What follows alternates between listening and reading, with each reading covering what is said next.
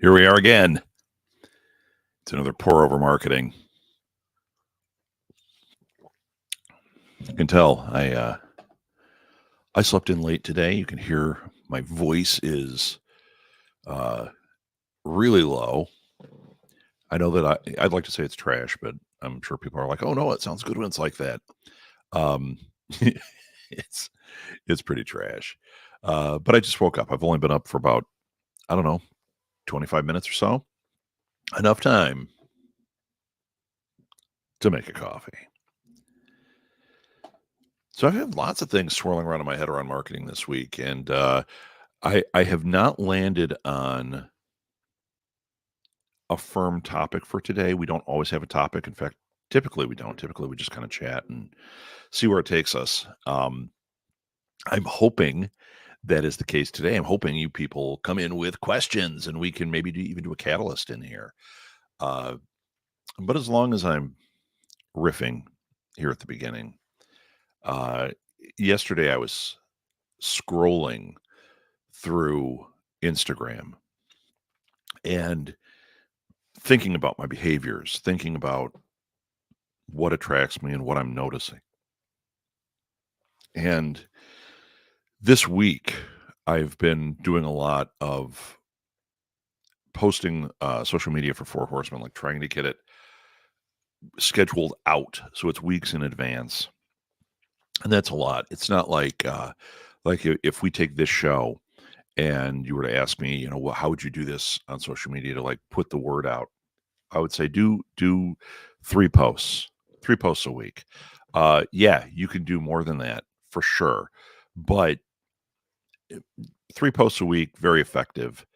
Uh, 1 post a day, even more effective. But you got to change it up. So for Four Horsemen, because there's so many authors and so many different things, I need to do a lot more than that. So I'm doing between 5 and 6 posts every day. And here's some observations I've had. Nothing here is revolutionary. Nothing here is going to change your perspective on how to use social media for your business. Good morning, Chelsea. Uh, here's a couple of truths that I've found, though. Number one, it is making a difference. I'm watching the interaction go up uh, with followers by being so consistent, by having X amount. In this case, it's like between 4 and 6 posts every day. I'm noticing a lot more interaction. It seems like it's building. And the interesting thing is it's not just building on our Facebook or our Instagram. It's the authors that are part of it are catching the wave, and I see them posting a lot more and doing a lot more. So if you go back to what I was talking about with why would you have a podcast network, or take the word podcast out and put a blank whatever in there, whatever you do, this is exactly how it's supposed to work. If you are active, you should catch the other people in your stream and get them active. Now, being part of a network, the concept should be, hey, you're almost forced to it. You sign a contract or you make a deal to be part of something. You're an author. You sign a deal with your publisher. Your publisher says you have to be on X amount of platforms and you have to post 3 times a week. You need to do that. If you're paying attention to your business and the business of those that are also in your circle, you will share things that they do. You will comment and like things. I'm noticing that here. Now, I don't think anybody's following the 80-20 rule, and that's okay. It's hard for me to have the company do that. Companies shouldn't do that, but you individuals should. So 80% of what you post is sharing. 20% is original to you. I'm not really seeing that yet, but I am seeing the benefits of having a schedule, of being consistent and tagging people, making sure they're tagged. And I'm seeing so much more activity, not just from our post, but from the people around it that are jumping in and getting active. Another thing, once again, I'm not going to call it a revelation. But when you do these things, when you play around with your marketing and you watch the trends and watch what's being affected, it does feel like revelation to you, even though you know it.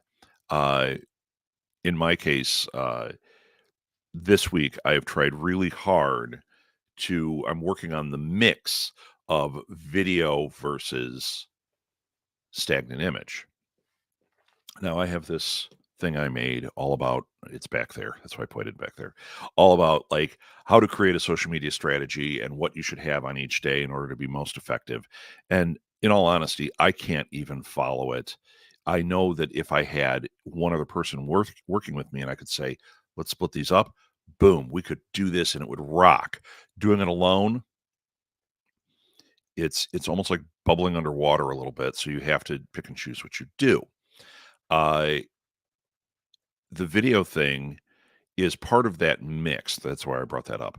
Um, it's part of that mix that I have where you should do X amount of carousels and X amount of videos and X amount of stagnant images. It's a formula.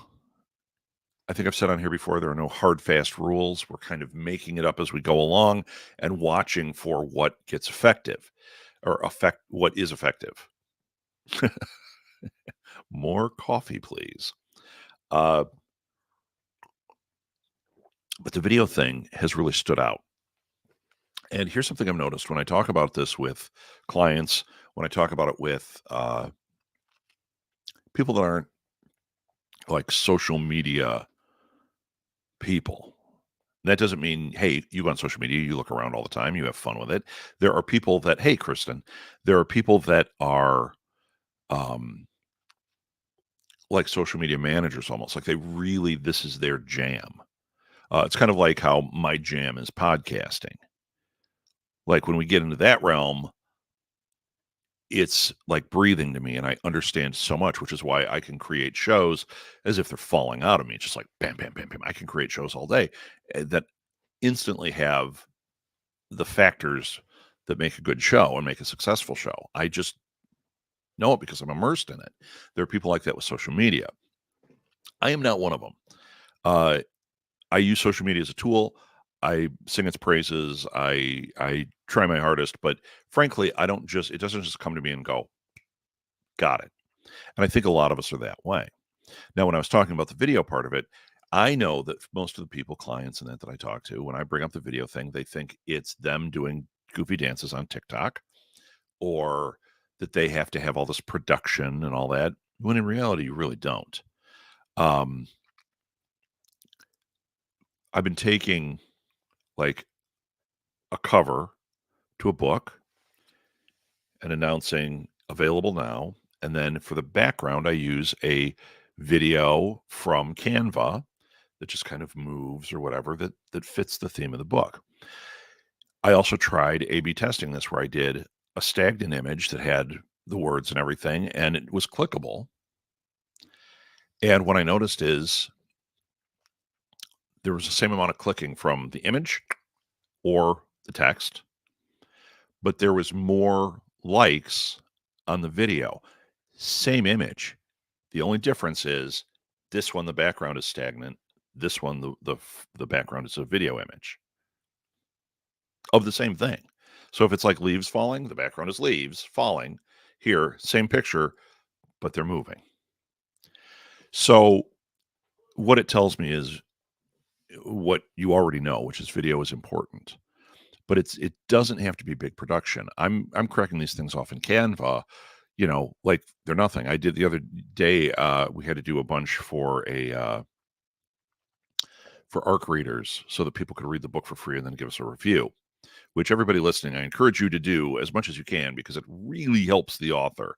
If they have an arc that you can jump in on and say like, oh, I can read, Chelsea's new book or Chelsea's old book for free, whatever it is, whatever they offer up, I can read it for free. All they ask in return is that you give it a review on Goodreads and or Amazon. Do it. It really helps them out. And it it gives you a free book. You might find that next series that you don't want to read as an arc, you want to buy or you want to tell your friends about. And, it's just really good for the industry and for the artist and for the author in that respect. Uh, okay. So, anyway, look, Chelsea's probably like, yes, keep saying read Chelsea's books. They are great. Uh, so, So I've noticed the video thing this week has really stuck out to me because I've been doing some of that, under the cover A/B testing to see, what's happening. Will anybody notice I'm doing these things? Or maybe if I do it and I see the tweaks, whatever. Uh, I've noticed the consistency thing has been very important, even though the timing hasn't been. So when you're in Meta and you go to schedule a post that you're going to push to Instagram and Facebook, there's a thing where you can say, see uh, busiest times. Here's what I found. First of all, that should change. It doesn't. It seems to say every day for both platforms, like 5 o'clock at night. That's not true. If you want to know what times to post, what are the optimum times, Google it and look for the latest article, the latest study. So like social media marketing world, HubSpot, those are the ones that came into my head right there. Hey, even places like MailChimp or uh, Constant Contact, they're going to have information. They're going to put things out that tell you those things. I had a chart I always used. It was from Social Media Marketing World. I just don't have one printed out right now to show you. But it was a bar graph that showed the best times on each platform. And it would break it down by the days. So, like, it was weird. Like, Instagram, this is not accurate. So don't go, oh, I need to note this. It's an example, fictitious example. It might say, Wednesday, don't post on Instagram. Thursday, 6 a.m. on Instagram. Friday, 4 p.m. on Instagram. Very interesting. That's why you use those charts. If you go to Meta, it just says every day, 4 o'clock, except like Wednesday. Sometimes it'll say tomorrow. I don't get it. And it can't be the same for Facebook and Instagram. It's simply not. But if you do want to find that stuff out, go and type it in and look at the sources. I like I do like to pull stuff from Social Media Marketing World. They have a wonderful podcast. I've gotten so many ideas from it, and even better, I've found so many other like writers and podcasts because of it.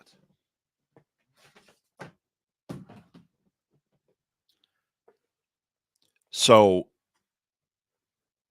yeah, I can't recommend it highly enough. But them, HubSpot, God, I can't think. Those HubSpot's been really big for me. They've been really great. And then, like I said, Mailchimp, it it will have things about other social media, but it will also give you great information about like emails. All of these really good ones, Substack, I talk about them a lot. All of them have really good trainings and really good information. Just follow them on social media. They'll put out, because they're trying to get clicks as well. They're trying to build brand. So they'll put things out like a bar graph or a Venn diagram, like when is the best time? What's the best topics? I've been doing that this week as I'm sending out. I'm now doing, I've ramped it up. I know that I keep talking about how I'm going to start my newsletters. I've already started. Plus, I'm doing the Four Horsemen ones. Uh, One of the things that I've been experimenting with is going to headline. Well, I've tried the generators. Generators are okay.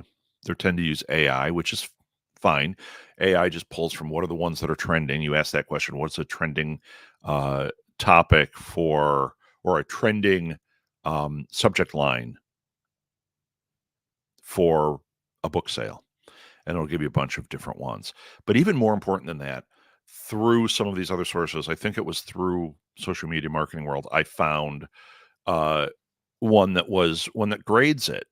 So you put that in, and it tells you, readability, length, what's in it, what keywords are there. Like it will analyze it and say whether this one is good or bad. And some of them give you like green or red or yellow, and you go, okay, I want to be green. I want it to be the best it can be.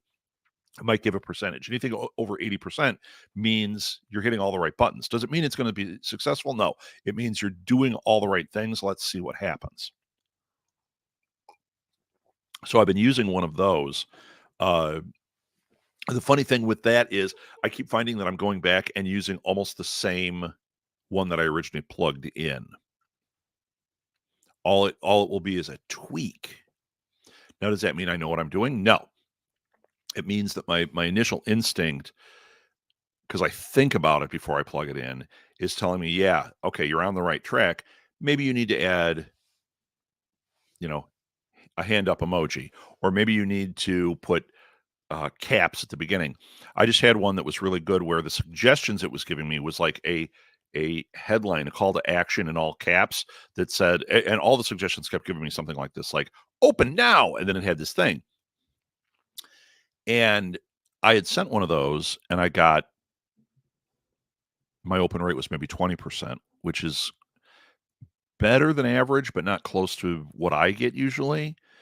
I did the same email 2 days later to the people that did not open it, but I changed the headline, and all I did was I took out the call to action, and I added like a heart at the end of it, and the open rate was 36%. So these are things I'm noticing. These are things that, I've said forever. A/B testing is super important. Paying attention to these things, super important. Using resources, super important. Hopefully, you're taking that in and you're trying some of these things. The video thing, super important, but it's not the video thing that even I was thinking, because every time I think I got to make videos for these things, I would start like, oh God, the production on it, it's another show, basically. There's all this that has to be done. And then I realized, no, it's just the image with some motion behind it. But don't do every one that way.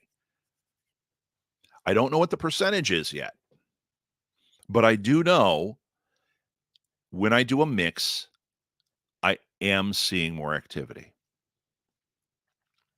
Okay, let's see what Chelsea said.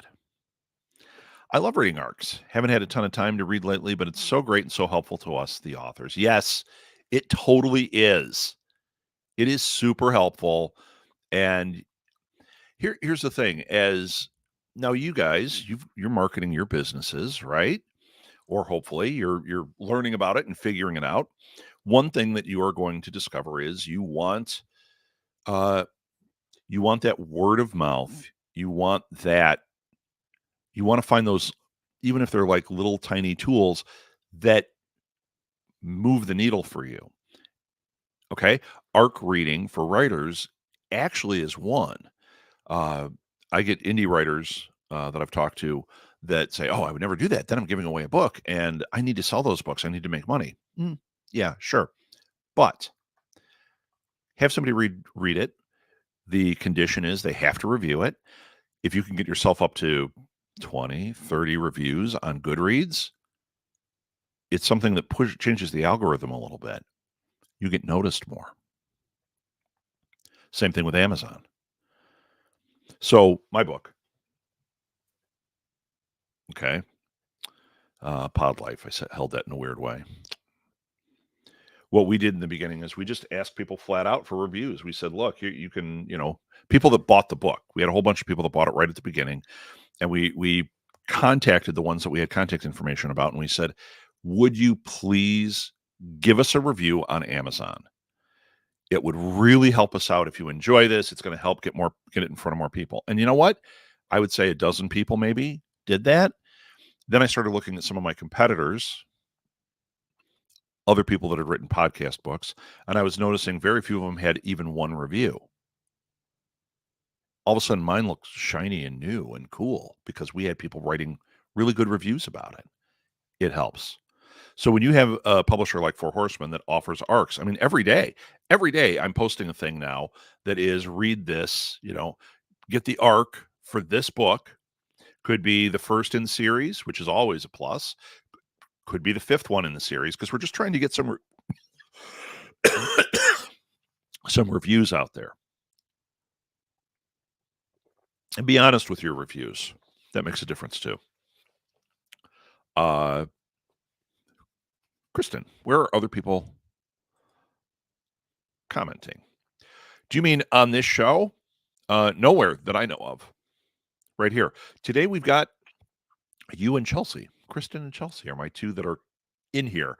Thursday we had over 10 people, and it kept rotating, so there were different people coming in, but it was awesome. Today we got the three of us. I'd sing the song, but Facebook shuts you down when it's just the three of us. But you say you don't see Chelsea. And Chelsea, you don't see other people's comments. What? I wonder if there's a way to change it. It's not private chat. Let's see. Did something get changed? This is worth taking our time to figure out. Yeah, Chelsea, we all missed you so terribly. No, actually, we did miss you because I did say at one point, I wonder when Chelsea's going to be in. Okay, let's see here, but it's okay.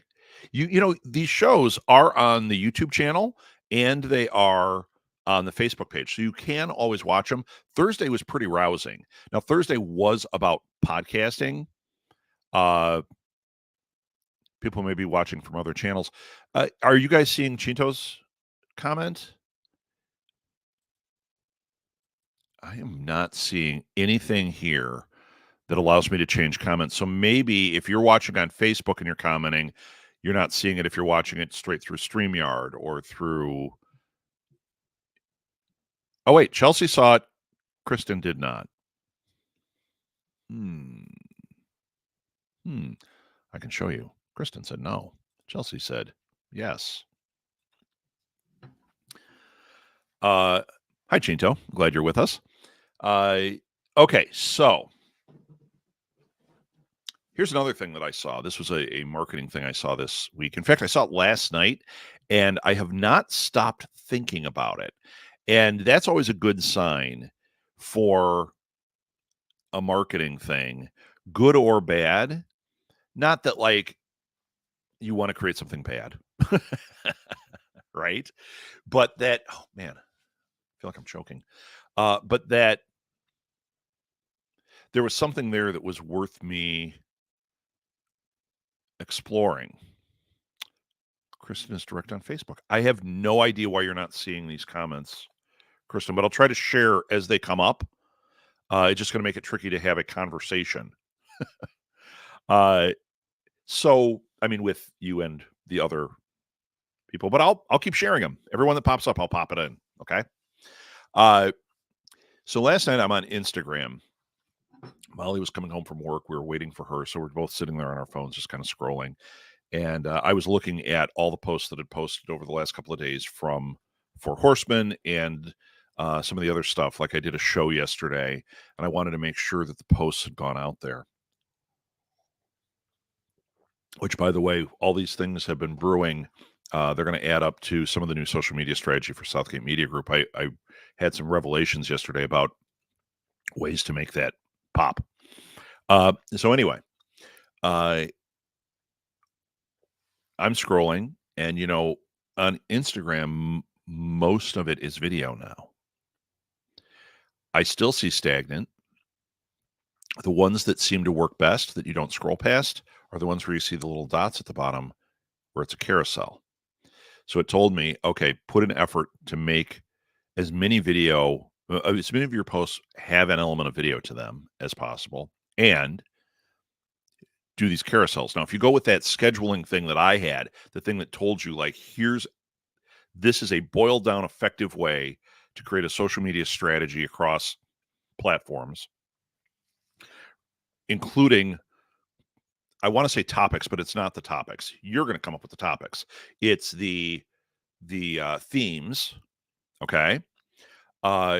In there, it did have one of the days you absolutely, and I was clear on it, you absolutely have to be creating a carousel. Well, now what I've noticed is it seems like the trend is video, carousel, mostly video, and then a very occasional stagnant image.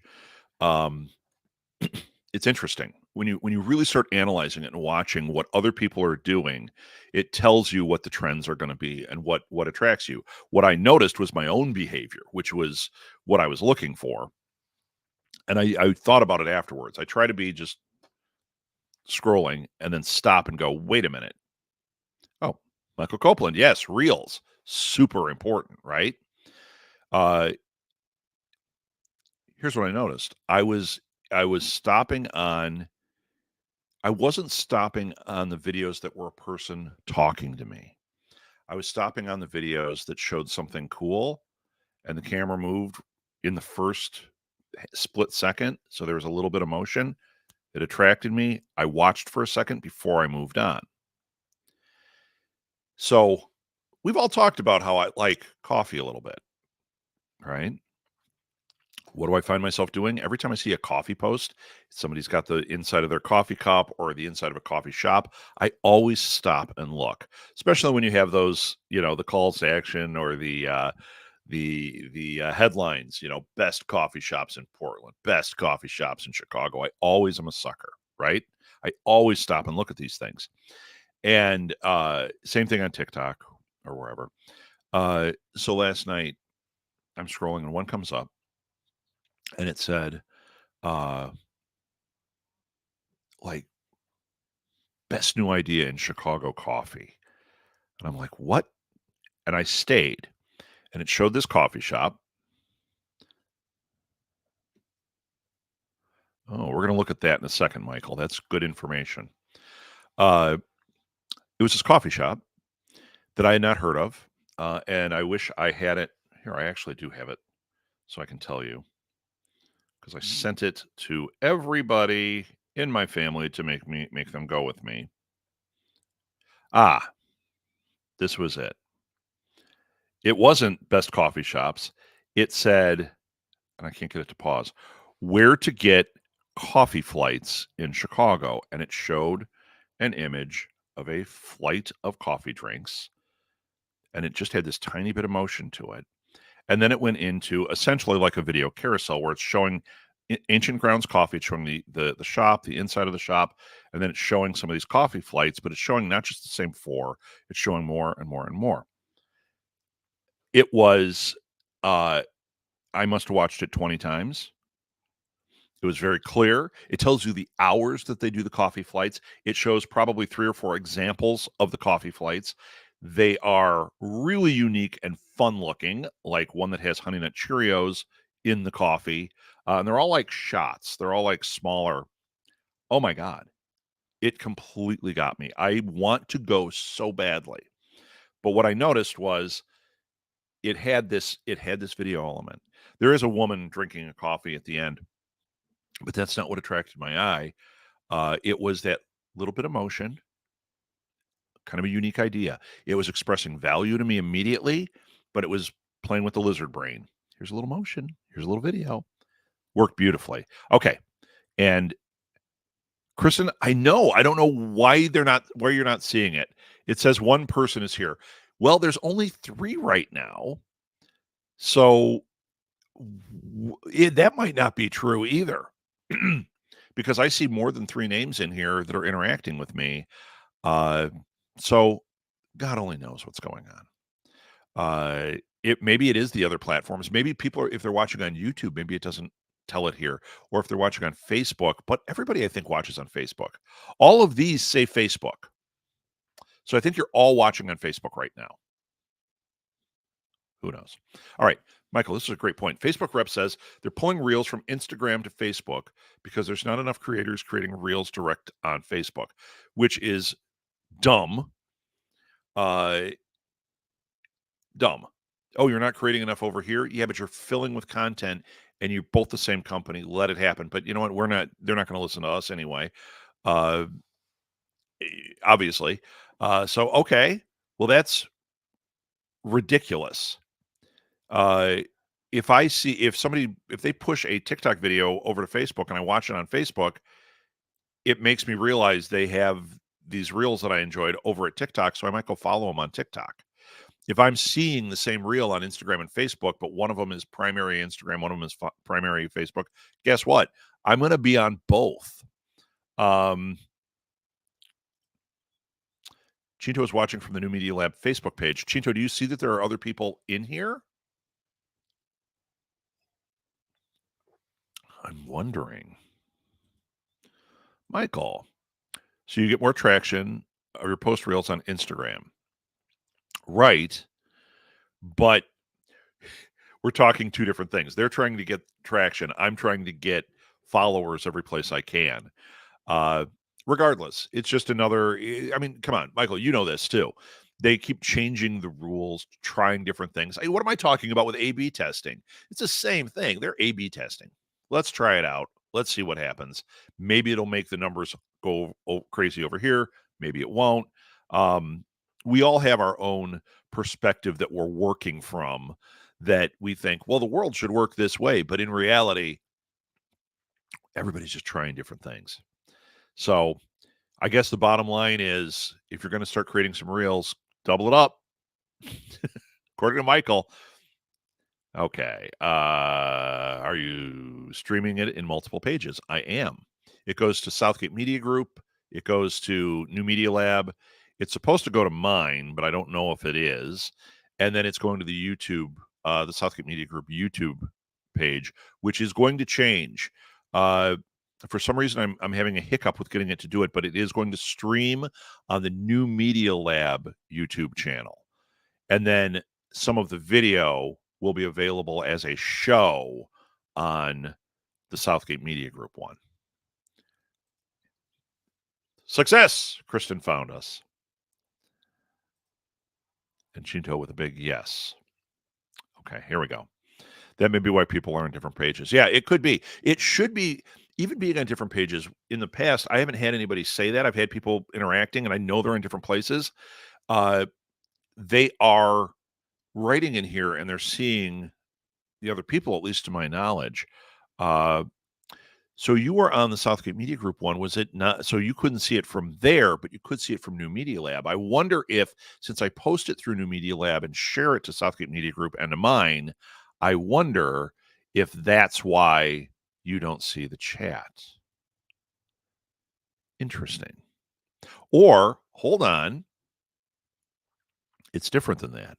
I wonder, see, this is what you have to do. In marketing, you got to pay attention to all these clues all the time. If you look at my screen,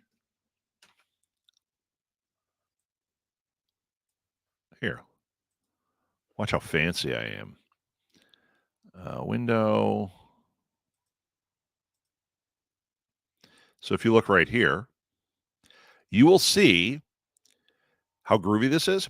You will see that I have, it pushes immediately. I have it set up to push immediately to the Southgate Media Group Facebook page, the New Media Lab Facebook page, and the Southgate Media Group YouTube channel.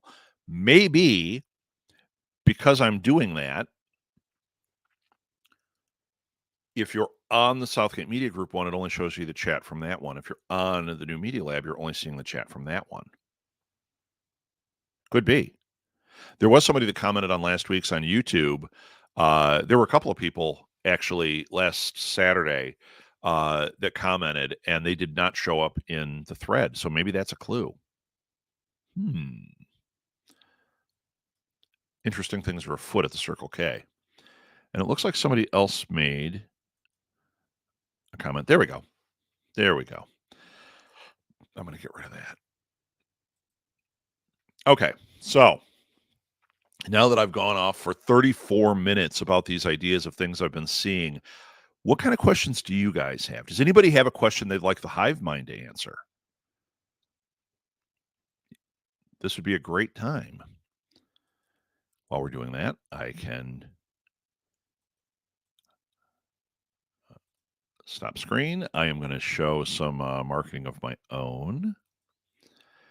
Although, lesson learned, I got to start changing these up. It's the same thing every time. Join my newsletters. This week was the first mic drop got posted in a while. Following hot on its heels will be a pour over marketing.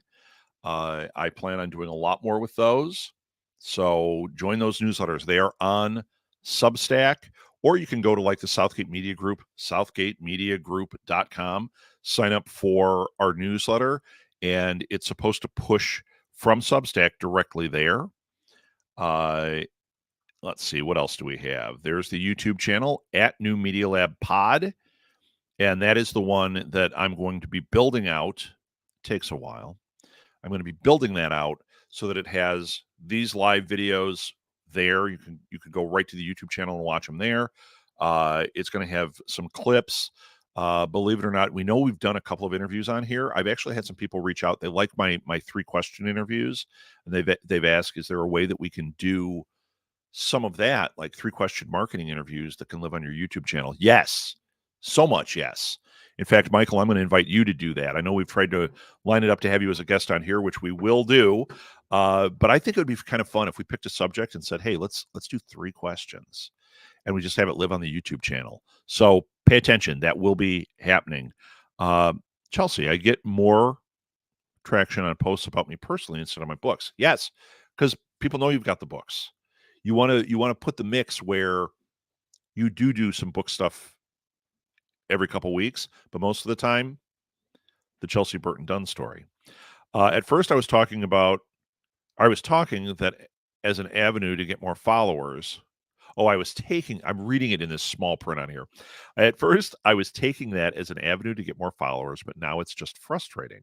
What do you think I can do to change that?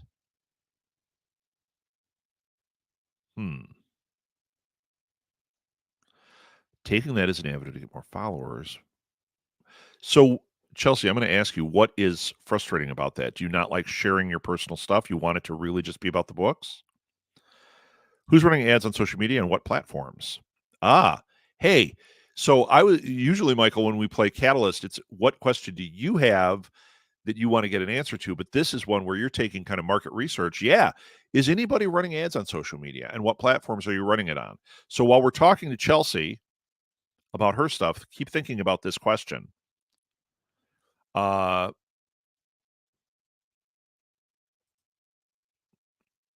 Or should I not change it? That goes back to, I'm going to put Michael's thing up here so people can answer his question. Okay.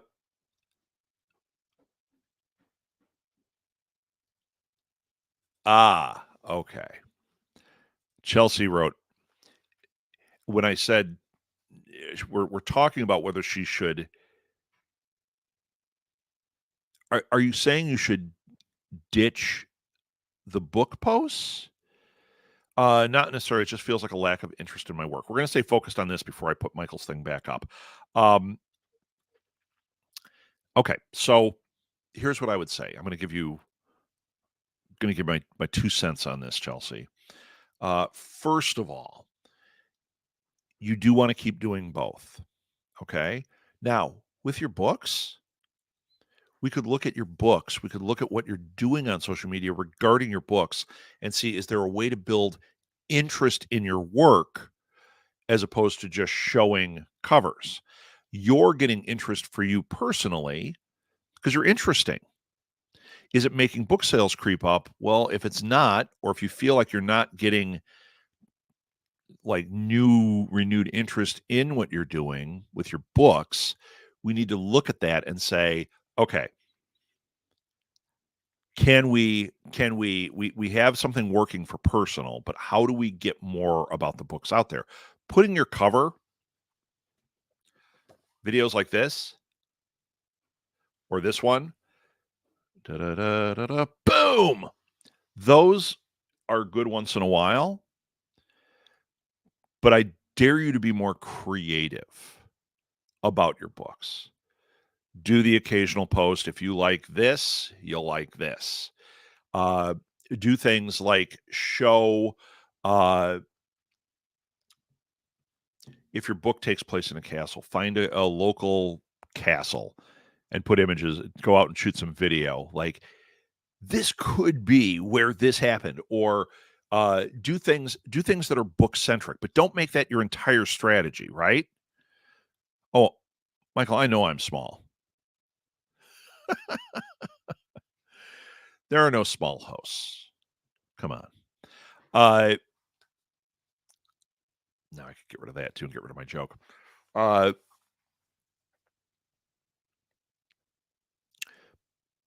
come up with a strategy that is more focused on your books to drive them more into your world. I'll give you a wonderful example who is not here again today. Who usually she must not be going to Starbucks on Saturday morning because she would sit at Starbucks and watch this and comment like crazy. But Sarah Cito, who is one of our authors, her book is going to be coming out. She does a great job of this, of building interest in her books. She does a lot that is her, very similar to you, Chelsea, where it's like, I'm very interested in Chelsea's world. I'm interested in Sarah's world. But the other thing she does, and this is why I want you to go look at her social media and just kind of pay attention to her. She does a lot of world building to make people feel like they're invested in Lorien Hollow, which is where her books take place. So she got a company to make perfume for it. We've talked about her getting coffee packets for when she does live shows, where it's like, this is from the Lorien Hollow coffee shop. She does not just physical things, but things online, polls or maps or character sheets that tell people more and more about the world of Lorien Hollow. That's what you use as part of your strategy. Maybe you go to an 80-20 strategy there, or make it even better than that. If you can come up with, let's say you're going to do 10 posts in a week, do 4 that are world building around your books, and then you do 4 that are Chelsea. Okay, because you are building brand you, and you do want to draw people into that. Okay, I hope that made sense. Okay, let's answer Michael's question, which was, who's running ads on social media and what platforms? So we'll go through some of these. Kristen, I ran a $1 a day ad on Facebook just to get followers, and that worked really well as long as it's honest about what content you'll have. Very true. Also, as long as you're not pouring a ton of money in. The other thing is, Facebook has some really great trainings on how to get your ads pared down to the demographic that's going to be interested. So, for example, if you're a comic book artist and you want to get more followers, start by really targeting that. People that are into Jack Kirby, people that are into whatever, something similar that crosses the streams with what you do. People that shop at Northwest, the Northwest suburbs comic book stores, narrowing down. I know people that do this for events, like they're going to do a signing and they go, okay, I'm going to actually pay for a Facebook ad, do $1 a day, do $2 a day for a Facebook ad, but they pare it way down and prune it to get it right here. And you know what? Those can be incredibly effective. Throwing a big net out can be a huge waste of money. I would never suggest doing Facebook ads that way, unless you're some massive corporation and you're like, yeah, man, we have the money to burn. If you're, me, and you're trying to get people to listen to your podcast, try to niche that down as far as you can. See if it's worth it. If you are looking, and have a goal. Kristen just said it. She just said it. She has a goal. She wanted to get more followers. That's a goal. Have a goal like that and make that part of your strategy. You stand a much better chance of success. Chinto, no, not running ads. And Chinto, for you, for what you're doing, I don't think running ads is the answer. I think that a solid social media strategy and building your brand, building, that's going to be what does it for you. Now, if we do want to get to a point where you want to specifically build the follower base, we could try a Facebook ad. But for knowing your business, I don't know if I would do that yet. Otherwise, you won't get engagement on your posts from new followers. Right. Got to be honest. If you're putting things out there that are just simply calls to action and that, I mean, yeah, people use tricks, clickable tricks that you look at and you're like, oh, yeah, I want to see what that says. That's one thing. But if you're actually just having your post, you're living your life and you want to get engagement, if you're being false about your work, about you, people do suss that out. They start to see it. Uh, so also, the way Kristen said it is being honest about what content they're going to get, right? What content you'll have. If you're on there saying, uh, I'm going to show you behind the scenes of everything I do, you're going to get a snapshot into that. And then you click on it, and every day there's another ad for your same book that they've already got, you're going to lose them. You're going to lose them. Once they're there, 2 weeks, 30 days, now you have permission to occasionally do something about your book. But I wouldn't even be overt about it. I would once a month, once every 2 weeks, I would go to Goodreads. I get a new review. I would take that review, have the picture of the book, have the review. Hey, you can buy it here. Guess what? Doesn't feel like an ad. It feels like, oh, look, they got another review. Oh, cool. Okay.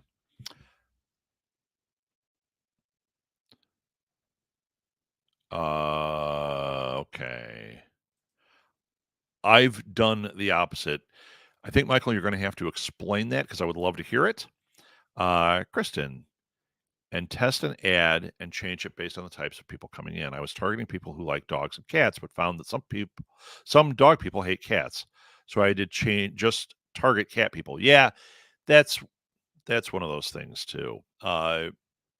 When we had This Week in Geek, Lil and I were on a Marvel centric show, but we had to talk about all the DC stuff that was coming out, which Lil hated, I loved.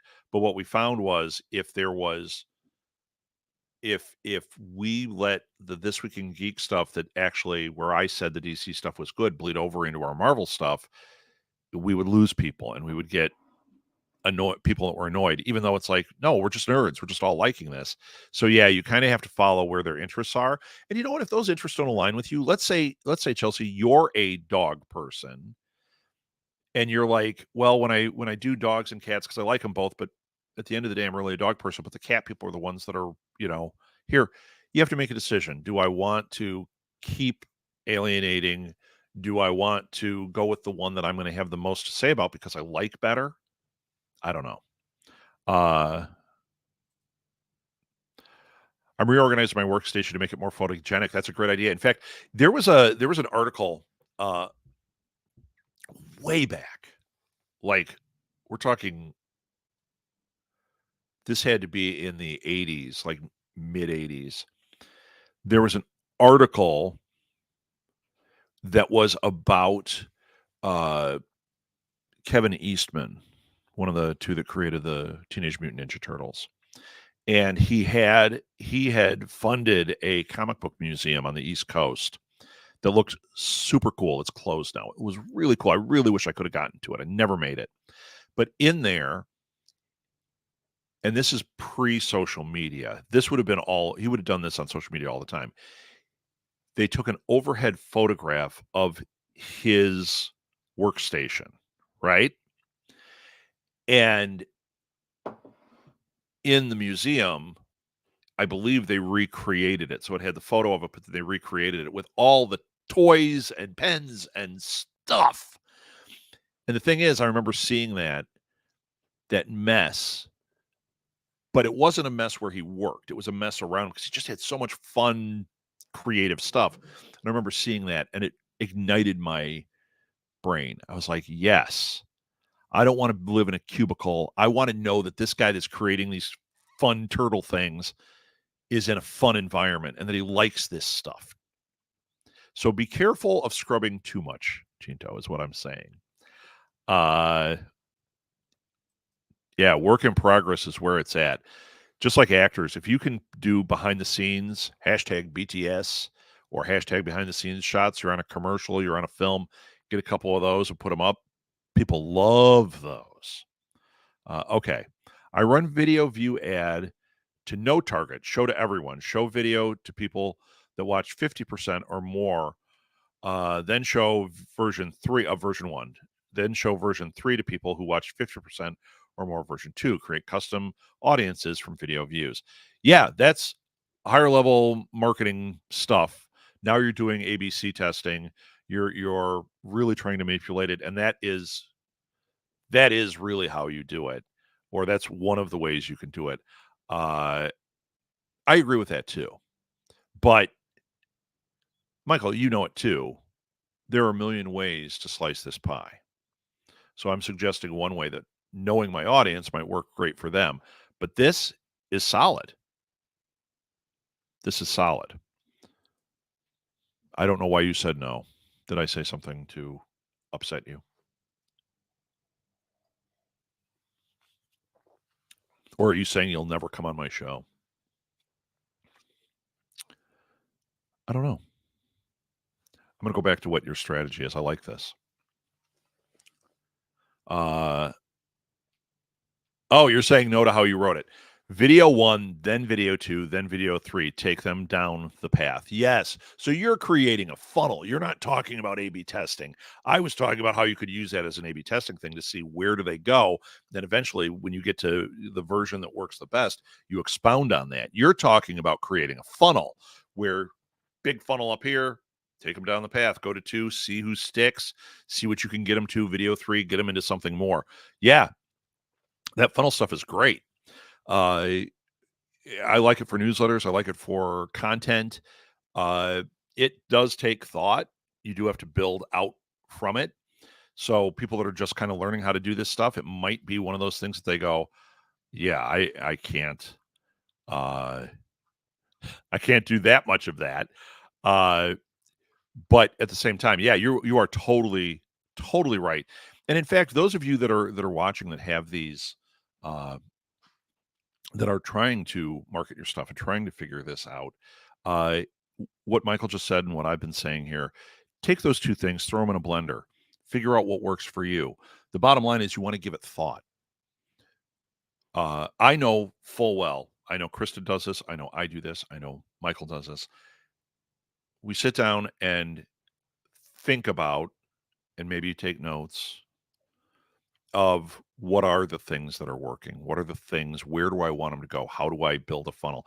I remember the first funnel I built, I actually drew a funnel on the paper and I wrote it out and I kept moving things where I'm like, yeah, that's supposed to lead them to this, but that's no good. And I kept moving it until I had like a 4 to 6 point funnel. And it was for some posts I was doing for one of the shows, trying to lead them to one thing. And that one thing had a purpose, right? Uh, yeah, the way you said it, I take them down the path. That's really what a funnel is doing. You're trying to lead them down that path. Yes, it's all about the numbers. It is. It is if for marketing it is. I was gonna say something different because at the end of the day, it's about the numbers, but it depends on what numbers. Is it likes? Is it engagement? Is it comments? Is it people that move on and subscribe? Like I said in my newsletters, I tend to run a much higher percentage of opens and clicks than I see on what they say the averages are. Uh, I try to really look at how I get people to click on things on the newsletters. So if my open rate isn't great, but 100% click, I'll take that all day. So you have to know what it is you're trying to get them to do. Oh, and by the way, if that's the way it is, if my open rate's not great, my clicks are really high, how do I increase that open rate and keep my clicks high? That's what I'm all about. Uh, I like both ideas for different things. Yes. Welcome to the Multimodal Podcast, where we all do 1,000 things at once and we love shiny objects. Uh, that was weird. I was scrolling the chat and accidentally scrolled out, but it was same stream in a different place. I'm like Roy Kent, Kristen. I'm here. I'm there. I'm every freaking where. Michael. Yes, it's all about the numbers. We already said that one. Uh, yeah, it is. It is. But some people, newer marketers or people that are trying to just figure out the beginnings of the landscape, sometimes the numbers are intimidating.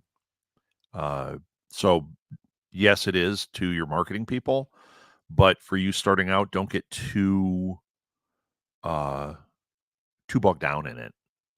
Like, keep working on your message, your strategy, your content, like what I'm going to do with it and what I want people to do, and watching what works, and then get to your A/B testing, and then get to your funnels. And yeah, it's a lot of things, but you know what? Once you start doing it, it becomes kind of second nature. It's the beginning where it's a lot of concepts you're getting introduced to. Think about it. You're in school, and it's day one. They hand you a book on economics, and you go, I have no idea what they're talking about because I thought economics was this, and they're showing me something different. And then, not far into it, this happened to me about 4 weeks into my bachelor's on economics. All of a sudden I went, "Oh, I get what this is about." And because I stayed in there and I kept going, like, I'm gonna keep doing the things they're saying, but damn, I don't understand this. When the light turned on, then the rest of the course was a piece of cake. And then when I hit my master's and I had to take economics, I didn't have to open the book. I did open the book because there's some really great case study things in there. I was like, "Oh, these are sweet." But as far as the assignments go, we had to write these papers. I would pretty much write the paper before I'd even crack open the book because they would say, "Here's the concept. How does this work?" And I'd explain it out and go like, I get it now. I get what they're looking for. Okay. Let me share another. I told you I'm everywhere. If you're there, we're there. This is regarding Southgate Media Group. We have pages on Facebook, Instagram, Twitter, Twitch. We're about to launch a strategy for that and new shows. And in fact, that's going to be really exciting. We haven't figured it all out yet, but when we make the announcement, we're going to turn on basically Twitch TV again. We used to do it 100 years ago. Uh, in fact, we were one of the first that wasn't a video game thing that was on Twitch, if not the first, because I remember getting the email from them saying, "This isn't about video games. How's this going to work?" And it didn't. It did, but we didn't get any followers. But now there's a ton of these shows, and I'm like, oh, we were an early adopter. Time to come back and do the thing. We're on YouTube. I'm also working hard on adjusting some YouTube stuff. We're going to go back to Pinterest. We are there, and we have a lot on there, but we have a new strategy for things. And then LinkedIn. Follow me on LinkedIn. You can also find Southgate Media Group. I mentioned Four Horsemen. You can find Four Horsemen there as well. Yes. X marks the Twitter. I am going to add at some point here, I'm going to add threads. There's a lot of podcasters, a lot of writers, and a lot of artists that are now gripping onto threads. I've avoided it just because I'm like, how many of these have I chased for a while and then realized nobody's there and you're putting in the extra effort? But I think we're going to start utilizing threads. Blue Sky, I feel, has died on the vine. So I'm glad we didn't jump in on that. And we used to even play around with a little bit of Snapchat, but that audience is not our audience. So we are not, notice, on TikTok yet. Okay, and then we'll go back to this look. Okay, any other questions? Anything else? Yeah, Kristen, it is. It's a lot. It's a lot. But I always say you want to be where the food is. If the audience is moving to threads, they're off Twitter, they're moving to threads, well, you still have an audience at Twitter, so you want to keep up with X. But share the same content. Maybe if it gets to be too much, maybe you get a subscription to something like HubSpot where you can schedule across, or Hero Post, something like that. You're not going to get great data out of Hero Post, but if you want ease of use, it works. They are, speaking of which, beta testing in Meta so you can post to Threads, Instagram, and Facebook all at once. It has not come here yet. You have Instagram and Facebook, which is very easy to use. But they are beta testing it overseas right now, where you can do it to Threads as well. So that'll make it easier. And I was sharing the same on X and Threads. Yeah, why not? You know what? People always say you want to have different stuff every place. You don't need to. A little bit. Make it worthwhile. Add a little value. but only do it where your audience really is. If your audience types a lot and engages with you on threads, start doing an extra post here and there just for them that is about engagement. Doesn't have to go to your other places because they're not interacting with it that way. Speaking of interacting, I was almost slick there. You can email me at rob@smgpods.com. That's just one of the places. Uh, the reason I use that one is it's easier. It's shorter than writing out Southgate Media Group. It doesn't get muddied in my Four Horsemen one. It's not in any of my other 100 other emails. And all of these funnel to the same place, so I see them all. But this one's easy. rob@smgpods. And I think I have one more slide. I do that we'll use at the very end. So as we're winding down, getting to the last few seconds of this, any last questions, any last thoughts that anybody would like to share? No, that's all right. Guys, thank you so much for being here.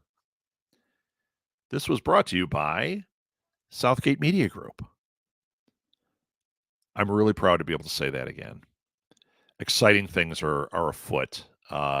It's fun. People I'm talking to outside of our bubble here that only know of the network, they don't know all the things and all the things we do, are getting really into the idea of what we want to do. I'm hoping we're going to have a whole stream of new shows and new concepts coming out very soon. But right now, the first newest thing is this show, Pour Over Marketing, and we're going to grow it here. Guys, thank you so much. Follow Southgate Media Group, follow New Media Lab, follow me, interact with me. You have questions, write to me. And Michael, I'll probably write to you this week and see if we can't get 3 questions going with you. We can use it for our newsletter. We can use it on our YouTube channel. And Kristen, same thing. I'm going to do that with you. There we go. Guys, thank you so much. Have a wonderful weekend.